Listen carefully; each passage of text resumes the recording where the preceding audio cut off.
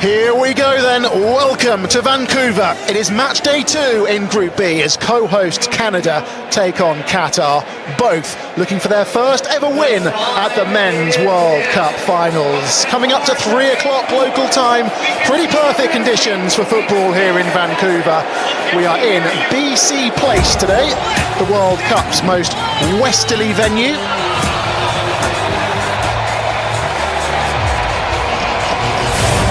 We're on Canada's west coast here in British Columbia. It is Canada's third largest city.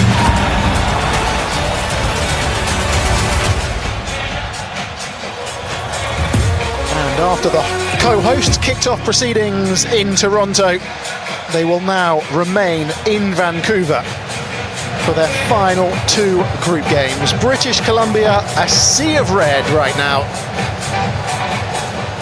The Qataris are in town too. Well, Canada don't mind playing here, you know. They've won their last 4 matches in Vancouver, scoring 17 goals in the process and conceding just 2 in that time. This place, BC Place, the venue for the opening and closing ceremony at the 2010 Olympic Winter Games. Today, though, it has been overtaken by those in red, hoping that today is the day they'll see their side win at a Men's World Cup for the very first time. And Jesse Marsh keeping his cards close to his chest regarding the team news, that we can tell you that Moise Bombito and Alphonso Davies not fit enough to start in the 11. We'll run through the team news in full shortly. And with a big win for Switzerland over Bosnia in the last hour or so in LA, it sees the Swiss top the group, but there is an opportunity for Canada or Qatar to move level with a victory here in a vociferous Vancouver over the next 90 minutes or so.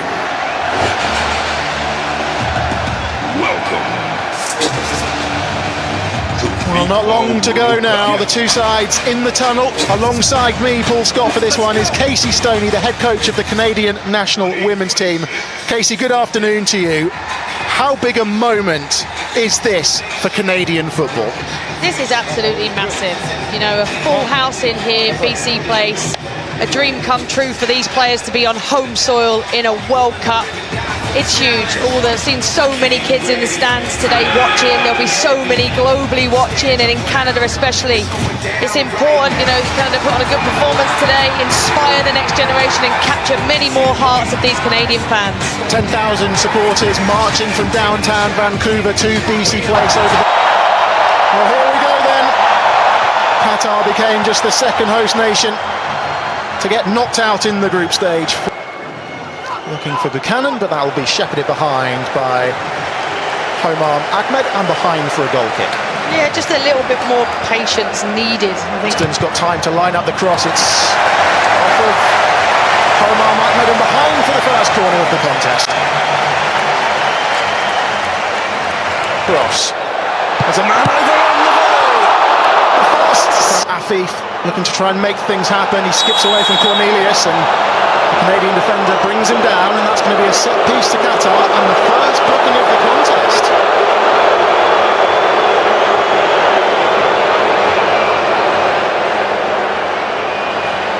Yeah, Afif does well here, just cuts inside, moves his body weight to the left, cuts inside. Cornelius doesn't move his feet quick enough and gives away the foul. 25 yards. Deflects off the wall and behind for a corner to Qatar. Another opportunity for Qatar to just keep putting the pressure on. And there's a triangle from Canada. Buchanan takes the tumble. Ahmed concedes the free kick.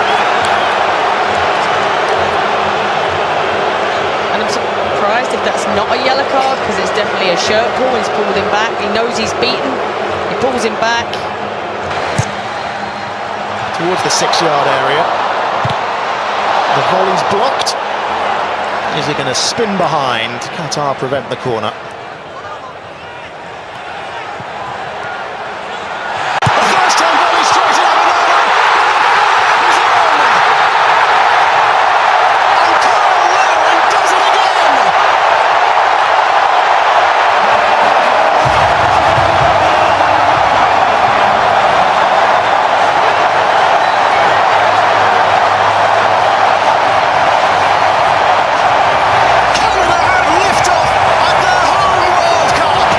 given the nod from the off in this one, and he's repaid his manager's faith, and Canada have a free kick.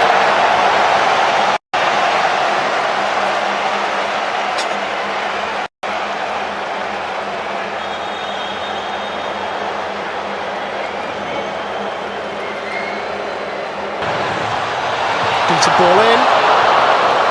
Off of Canada head and behind it goes.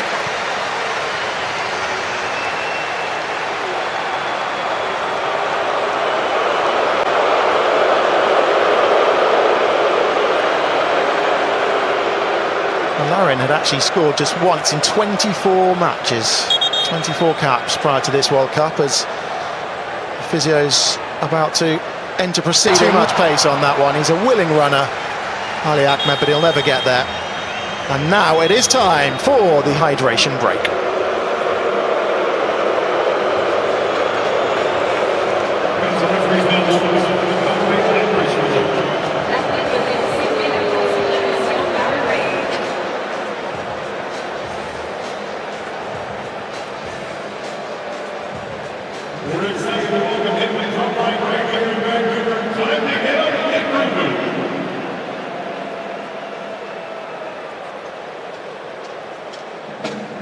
So midway point of the first half then, it is Canada who have the lead, and they're good value for it, Casey Stoney.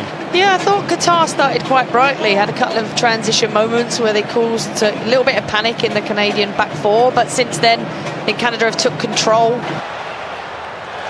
Cornelius, that's a late challenge. Oh, it's deflected kindly!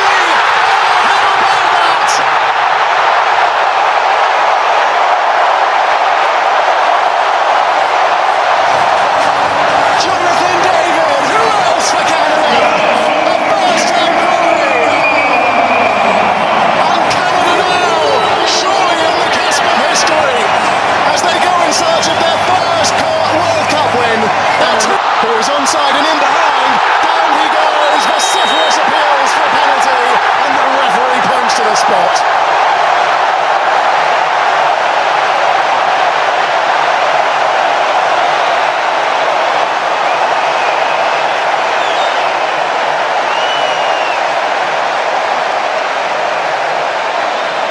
It's a fantastic run between and behind.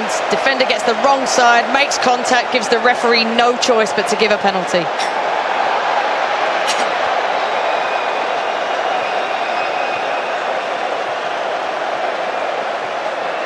It's a yellow card as well for Homam Ahmed.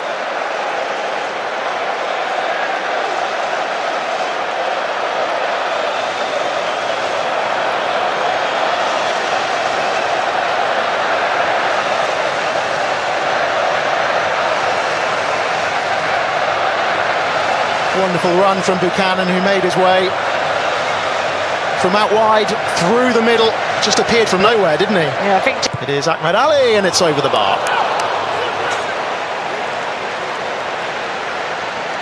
He's just got too much. David waiting for it. Johnston's ball takes the deflection, and behind it goes for another corner. Yeah, and that's that little inverted position where he's just going inside the pitch and able to keep that kind of... Defugerol made contact. Cornelius is up from the back.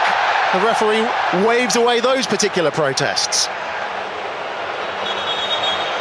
Well, the Canada players are certain something happened in the box there. Cornelius is still down in the box. For Larin with the header. Brilliant save, but it's bundled in. And it's Jonathan David again. Oh, Canada are cooking up something special. 3-0, and it's not even half-time.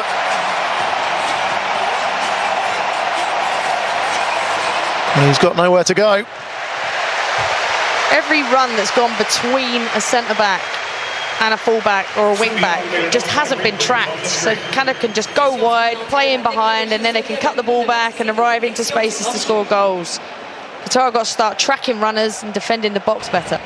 For Canada, and a welcome return for Moise Bombito, who's about to enter proceedings. Good to see him back.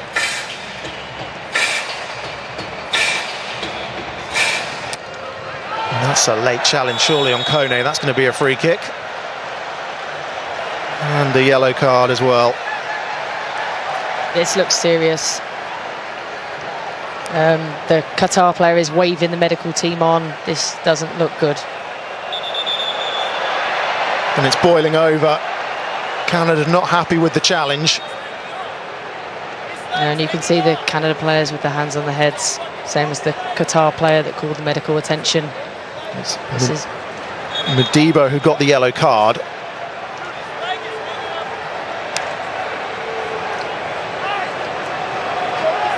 You can see the captain, Stefan Estecchio, there looking on.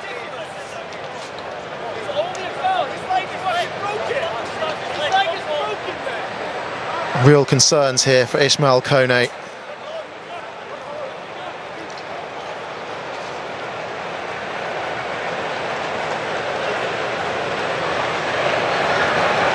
It was an instant reaction, wasn't it, from both sets of players? Yeah, it was. The nearest player definitely looked very concerned. It was a player with their hands on their heads. You can see that something is seriously wrong.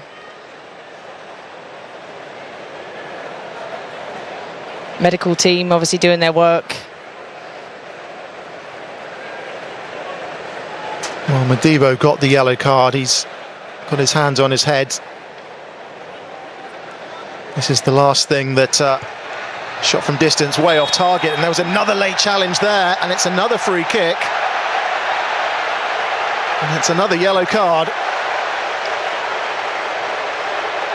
Yes, again, it's starting to boil over. I think the players are getting a little bit frustrated at the late tackles.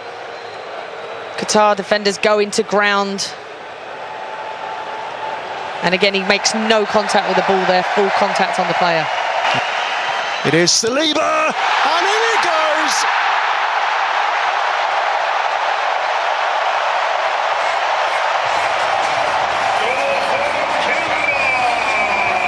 Even the substitutes are getting in on the act now.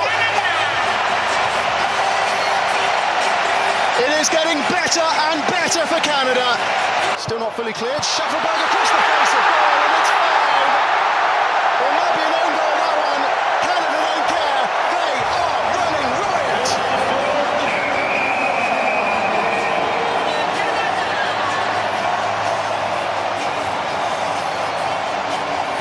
Five of the best in Vancouver. And Qatar's day's just gone from bad. Shufflebag drags that one wide, but why not? Yeah, if the space is there and no one's coming out to pressure. Ball doesn't find Larin, and Shufflebag snatches at it and sends it behind for a goal kick.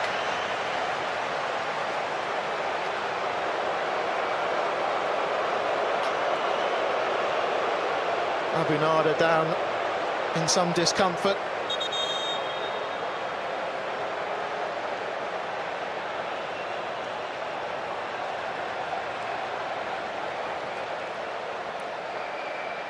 A shake of the head. Under Jesse Marsh have delivered. قصيرة الصليبة والعرضية تتحول إلى خارج الملعب إلى الركلة ركنية. ركلة ركنية. هذه المباراة الثانية في هذا الملعب، سيحتضن أيضا مباراة منتخب مصر. Flag stays down.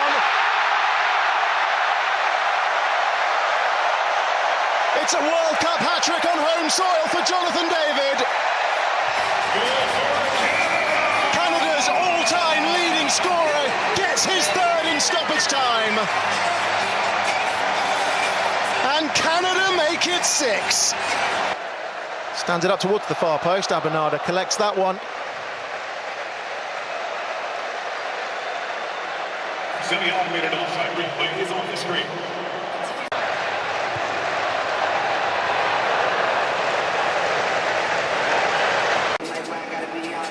But Casey Stoney, your thoughts on what has turned out to be a wonderful but slightly perhaps mixed afternoon for Canada.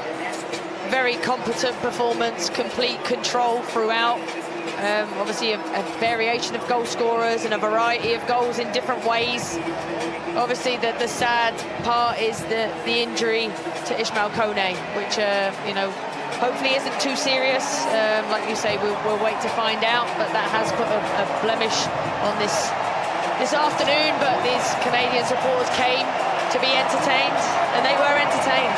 6 goals, a clean sheet, lots of positives to take into the next game, and I'm sure Jesse Marsh will be extremely proud of his players.